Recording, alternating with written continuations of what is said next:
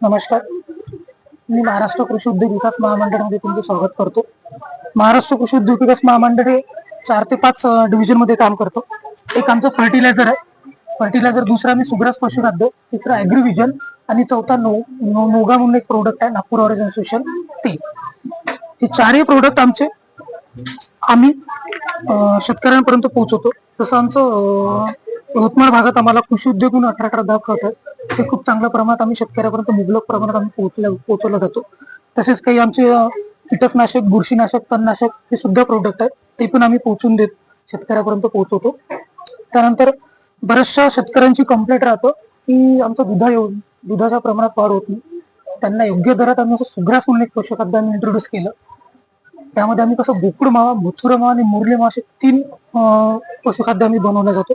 आणि ॲग्रीव्हिजनचा आमचा असा भाग आहे, ॲग्रीव्हिजनचा आमचा असा आहे की आम्ही जे काही शासनाच्या निगडीत जो व्यवसाय चालतो, शेतकऱ्यांना जे महाडीबीटवर ऑनलाईन फॉर्म भरतात त्यांना आम्ही यंत्र आमच्याकडून पुरवला जातो, योग्य त्या दरात त्यांना मिळत जातो.